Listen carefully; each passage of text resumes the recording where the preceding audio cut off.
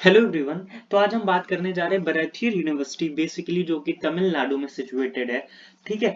तो सबसे पहला क्वेश्चन मैं आपको एक बात बताता हूँ। देखो, डिपार्टमेंट जो होता है, अगर मैं इसकी केमिस्ट्री के डिपार्टमेंट की बात करूं तो इसका जो केमिस्ट्री का डिपार्टमेंट है वो स्टेब्लिश हुआ था ऑलमोस्ट 1973 में। 1973 जो डिपार्टमेंट जितने पुराने होते हैं अक्सर वो डिपार्टमेंट उतने अच्छे माने जाते हैं। ठीक है। तो इसका जो डिपार्टमेंट है ये भी काफी पुराना डिपार्टमेंट है ना। अगर सिर्फ आपको एमएससी इन केमिस्ट्री करना है, अगर आपको आगे पीएचडी नहीं करना है या जॉब ही करना है सिर्फ, तो आप कह सकते हो कि बराथियर यूनिवर्सिटी आपके लिए तब अच्छी यूनिवर्सिटीज है। ठीक है। खराब तो मैं बिल्कुल भी नहीं कहूंगा इस यूनिवर्सिटी को, क्योंकि यहाँ का प्लेसमेंट सिनेरियो, बहुत सारी फैसिलिटीज है जो कि काफी अच्छी है। काफी अच्छी फैसिलिटीज ये हमें प्रोवाइड करता है। ठीक है। थोड़ा सा एलिजिबिलिटी की इस बात करते हैं स्टार्टिंग से, क्योंकि जो बच्चे एलिजिबल है वही अप्लाई करें। बाकी जो भी बहुत सारे बच्चों को डाउट्स होता है, एक्चुअली ये होता है कि इनकी वेबसाइट्स पे हमें डायरेक्टली नहीं मिल पाता है। मैं बहुत सारा रिसर्च करता हूँ, इन स्टूडेंट से कांटेक्ट करता हूँ, देन आपको प्रॉपर एकदम फुल फैक्ट्स बताता हूँ, जो रियल फैक्ट्स है उनको बताता हूँ आपको। तो देखो, अगर सबसे पहले बात करते हैं एलिजिबिलिटी की, तो कौन कौन से बच्चे एलिजिबल हैं। तो एलिजिबिलिटी की बात करूं मैं, अगर आपका नॉर्मल बीएससी है तो ठीक है, आप तो वैसे भी एलिजिबल है, लेकिन आपका क्या होना चाहिए, मिनिमम 55% स्कोर होना चाहिए किसमें, बीएससी लेवल पे। अगर जो बच्चे ऑनर्स से हैं, सपोज बीएससी जिनका ऑनर्स से है, ठीक है, तो या तो उनके में क्या होना चाहिए, मैथ्स होना चाहिए साइड में, जो ऑप्शनल होता है वो मैथ्स होना चाहिए या तो फिजिक्स होना चाहिए, इन दोनों में से कोई सा भी होना चाहिए। अब रही बात, क्या बायो वाले बच्चे दे सकते हैं, तो ये बायो वाले बच्चे नहीं दे सकते। 10+2 लेवल पे अगर मैं बात करूं तो आपका क्या होना चाहिए, मैथ्स होना चाहिए। क्या होना चाहिए, मैथ्स होना कंपलसरी है। ठीक है। ये बात हो गई एलिजिबिलिटी की। देखो, थोड़ा सा क्वेश्चन पैटर्न की बात करते हैं कि इनमें जो क्वेश्चन पैटर्न होता है वो कैसा होता है। अगर क्वेश्चन पैटर्न की बात करूं तो मैं बताता हूं आपको, जनरली 60 क्वेश्चंस आते हैं एग्जाम में। आपको टाइम जो मिलेगा, टाइम जो रहेगा आपको दिया जाएगा सिर्फ 90 मिनट्स। 90 मिनट्स का पेपर होता है। 90 मिनट्स का पेपर होता है। 60 क्वेश्चन आपको मिलेंगे। अगर आप जैसे भी, जो सब्जेक्ट है आपका केमिस्ट्री है, आप केमिस्ट्री के लिए एमएससी कर रहे हो तो आपको 60 क्वेश्चन देखने को मिलेंगे। और कितने मार्क्स का होता है, टोटल 100 मार्क्स का पेपर होता है। 100 मार्क्स का पेपर होता है, जिसमें से यहाँ पे कैटेगरी डिवाइड है। फर्दर कैटेगरी कैसे डिवाइड है, 60 मार्क्स जो होता है वो आपका किससे कंसीडर किया जाता है, जो आपको इंट्रेंस एग्जाम होता है। और 40% जो मार्क्स होता है वो आपका जो कॉलेज में आपके परसेंटेज कैसे थे, जो आपका बीएससी में है उसमें आपका उसके स्कोर को कंसीडर करते हुए आपका 40% वहां से कंसीडर किया जाता है। ये 60% कहां से लिया जाता है, through entrance exam. Through entrance exam. और ये जो 40% है ये हमारा on the basis of percentage, on the basis of percentage gained in BSc.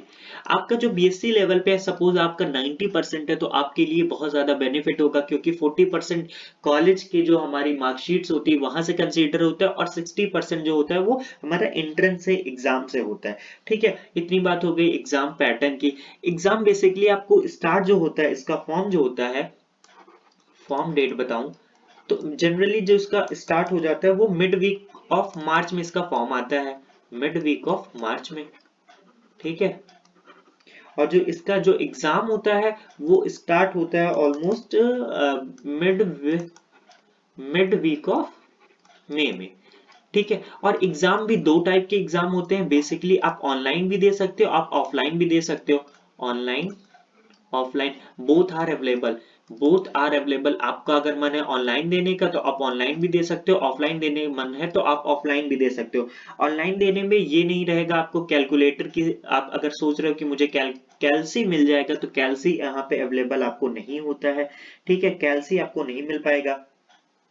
और इसकी जो अब वो फीस है, एप्लीकेशन फॉर्म की फीस है, वो भी बहुत ज्यादा नहीं है। एप्लीकेशन फीस जो है वो भी बहुत ही नॉर्मल है, 400 होती है जनरल वालों के लिए। ठीक है। इतनी बात हो गई फीस की।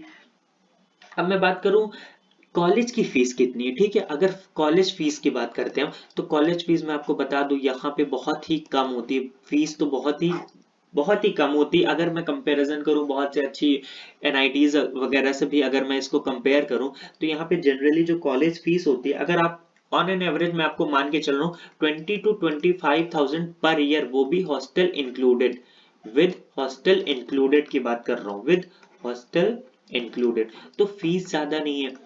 अब एक इम्पॉर्टेंट बात है जो कि ध्यान से सुनना, बहुत सारे बच्चे मुझसे ये पूछते हैं कि सर पौंडीचेरी यूनिवर्सिटी और इनमें कौन सा, इन दोनों यूनिवर्सिटी में कौन सा अच्छा है। ठीक है, पौंडीचेरी वर्सेस ब्रैथियर यूनिवर्सिटी।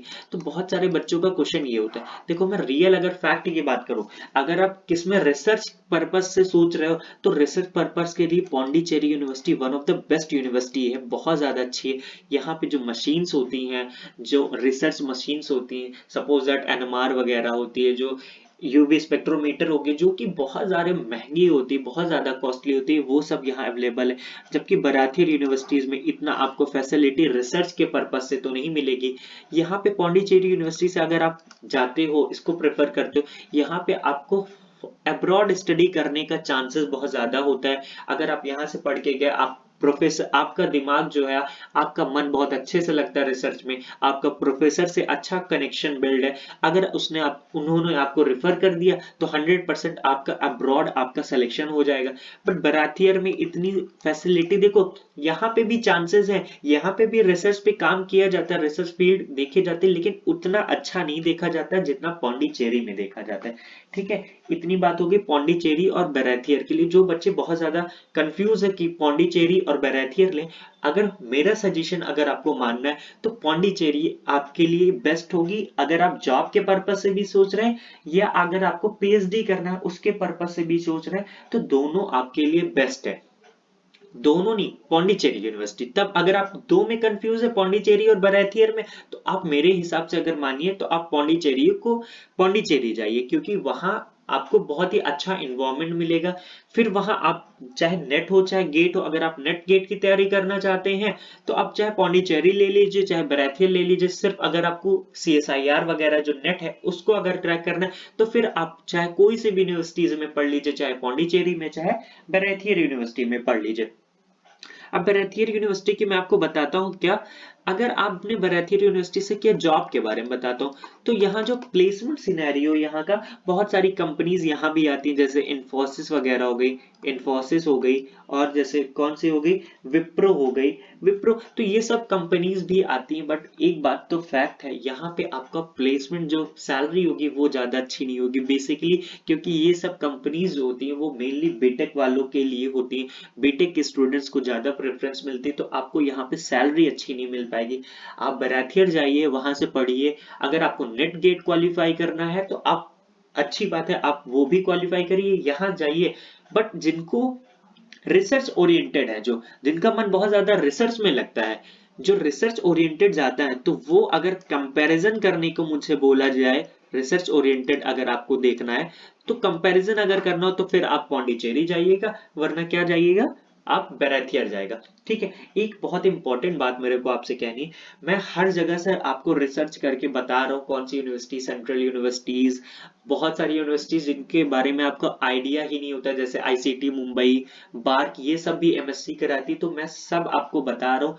बस मैं ये चाहता हूँ कि आप भी मुझे सपोर्ट करिए इसी तरीके से, मेरे चैनल को सब्सक्राइब शेयर करिए, ताकि मैं भी थोड़ा बहुत ग्रोथ मेरी भी होती रहे। ठीक है, मैं बहुत ही अच्छे से आपको एक्सप्लेन करता रहूंगा, प्रॉपर गाइडेंस देता रहूंगा, टाइम टू टाइम आपको बताता रहूंगा किस चीज का फॉर्म आया कि नहीं है, जो भी इंफॉर्मेशन रहेगी मैं सारी आपको प्रोवाइड करता रहूंगा। ठीक है, तो अगर आपको बराथियर और पौंडीचेरी में कंफ्यूजन है, तो मेरे अकॉर्डिंग आप पौंडीचेरी को चूज करिए, वरना अगर आप सिर्फ नेट गेट निकालना चाहते हैं, तो आप कहीं भी चले जाइए, उसमें कोई दिक्कत नहीं। ठीक है, तो thank you so much for watching the video.